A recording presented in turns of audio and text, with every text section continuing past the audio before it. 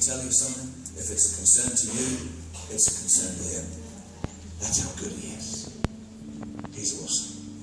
Peter writes, live carefree before God, because he is most careful with you. In Hebrews we learn that when we come before God with our requests, we don't have to be timid. In fact, it tells us to bring our request to God with boldness. Be confident. Come into God's presence boldly and confidently, asking for what we need. As long as it's righteous. Let me just put that disclaimer in there, alright? As long as it's righteous. Ask him for whatever you need. James writes, if you need wisdom, ask our generous God, and he will give it to you. He will not rebuke you for asking. But when you ask him, be sure that your faith is in God and God alone. Do not waver. I want to challenge you tonight. When you bring your needs to God, put your faith in God alone. He will answer, and him alone. Do not waver. Put your faith in God. Let me tell you this. God's answer will always, without fail, it will always be a product of his character. God's answer will always be a product of who he is. He is love. He is good.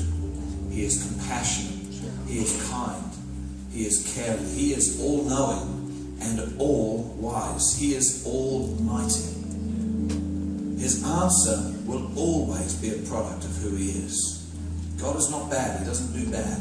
He only does good. I think trusting in God is bringing your need to God and trusting that not only does he hear you, not only does he answer you, but that his answer is always the best one.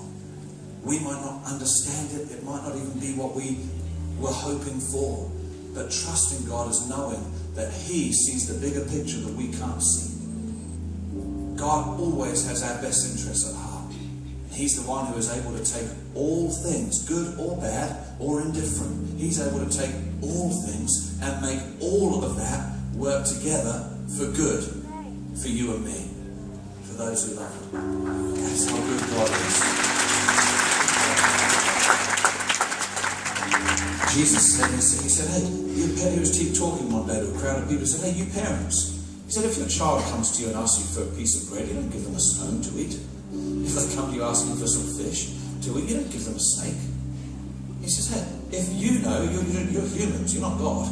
If you human parents, if you know how to give good gifts to your children, I love that thought.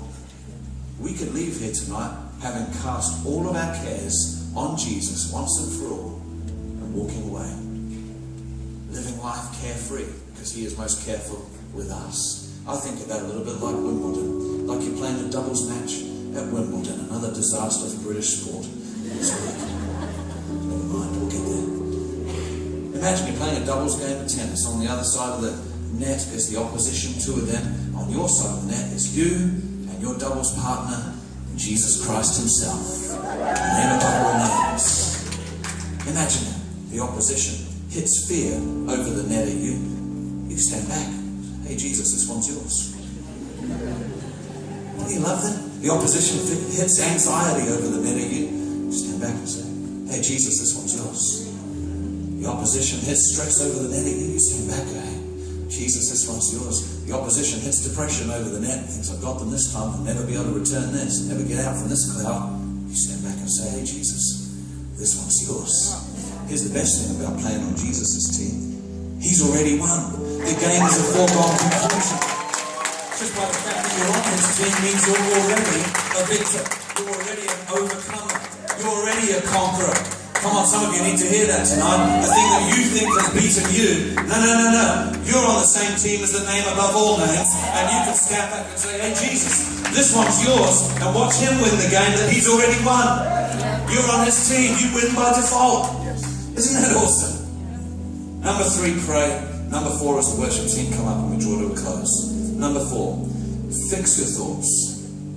Fix your thoughts. Paul writes this. He says, fix your thoughts on things that are true and honourable, right, pure, lovely, admirable, things that are excellent, worthy of praise. Fix your thoughts.